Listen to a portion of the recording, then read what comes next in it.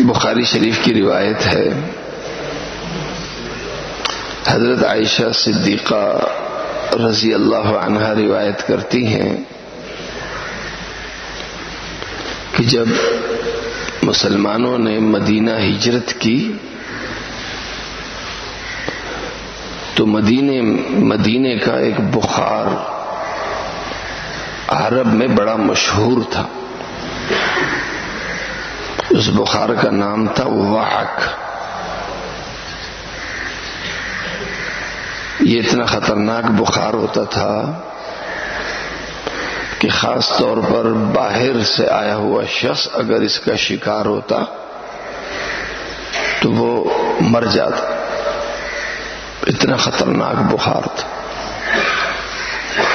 حضرت ام سلمہ رضی اللہ عنہا کے شوہر وہ بھی اسی بخار کے نتیجے میں ان کا انتقال ہوا تھا.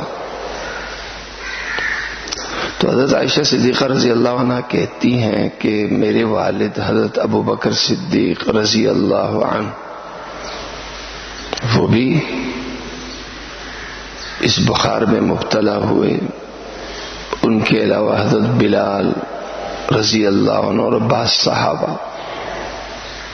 تو ہمیں فکر ہوئی. میں جناب رسول کریم صلی اللہ علیہ وسلم کی خدمت میں حاضر ہوئی. عرض کیا یا رسول اللہ پریشانی ہے، آپ دعا فرمائیں.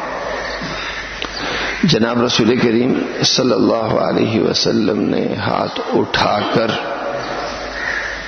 ایک دعا ارشاد فرمائی، اللہم حبب الینا المدینہ کحبنا مکہ او اشد وصححها وبارک لنا فی مدها وصاعها وانقل حماها.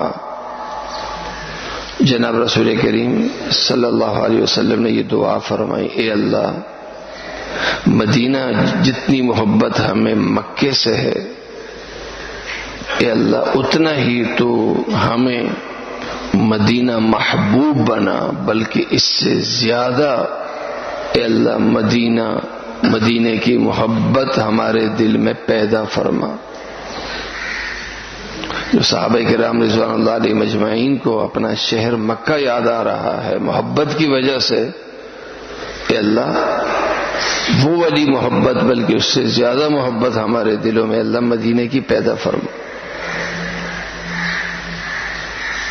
وصححها، اے اللہ یہاں کی آب و ہوا ہمارے لیے صحت افزا بنا.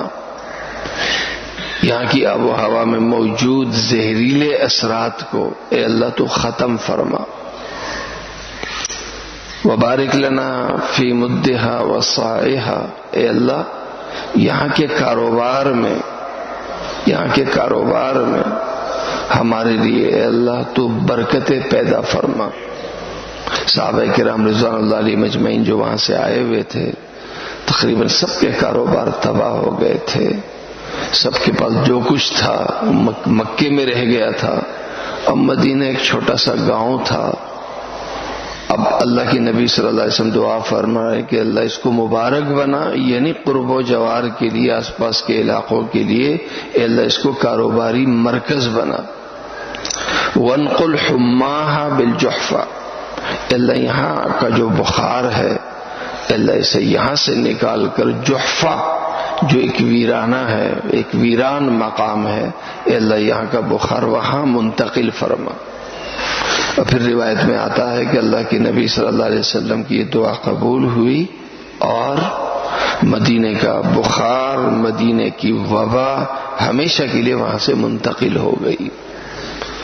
اس روایت سے جو مقصود ہے وہ یہ ہے کہ اس وقت ہونا یہ چاہیے کہ ایک مسئلہ غیر مسلم پہ آتا ہے، ایک مسئلہ مسلمان پہ آتا ہے.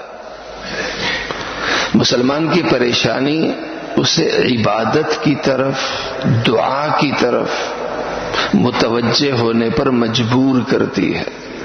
کوئی بھی پریشانی آتی ہے ایک مسلمان فوراً پریشانی کے بعد دعا کی طرف صدقہ خیرات کی طرف، اعمال کی طرف متوجہ ہو جاتا ہے۔ وہی پریشانی کسی کافر پہ آتی ہے، کافر پہ آتی ہے، کافر فوراً دوا کی طرف، ہسپتال کی طرف، ڈاکٹر کی طرف متوجہ ہوتا ہے، اور جب اسے یہ معلوم ہو کہ اس کا علاج نہیں ہے تو وہ خوف کا، مایوسی کا شکار ہو جاتا ہے، خوف کا، مایوسی کا شکار ہو جاتا ہے، جبکہ یہ حال مسلمان کا نہیں ہوتا، اس لیے کہ مسلمان کا ایمان دوا پہ نہیں، ڈاکٹر پہ نہیں، ہسپتال پہ نہیں، بلکہ ایمان اللہ پہ ہے، اور اللہ کے لیے کوئی ناممکن نہیں ہے، بلکہ اس اللہ کے لیے ہر ناممکن ممکن ہے۔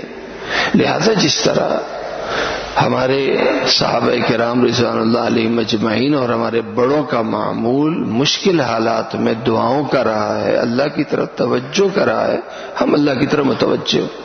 بدقسمتی سے آج بڑوں سے لے کے چھوٹے تک سب تبصروں میں مصروف، تبصرے زیادہ ہوتے ہیں دعائیں کم ہوتی ہیں، تبصرے زیادہ ہوتے ہیں دعائیں کم ہوتی ہیں، اور بدقسمتی سے ایسا آج کل لگ رہا ہے کہ جیسے آگے مسجدیں بھی خالی کر دو اور مدرسے بھی خالی کر دو، جب یہ سب کچھ خالی ہو جائے گا تو اعمال پھر کہاں ہوں گے؟ اس لیے وبائیں ختم کرنے کا مرکز آپ کی اجتماعی عبادت ہے، آپ کی مسجد ہے، آپ کے اعمال ہیں، اور یہ اعمال اجتماعی انداز میں ہوں۔ جب اجتماعی انداز میں ہوں گے تو اللہ تعالیٰ وباؤں کو ختم کرے گا۔ اللہ تعالیٰ مجھے اور آپ سب کو عمل کرنے کی توفیق عطا فرمائے۔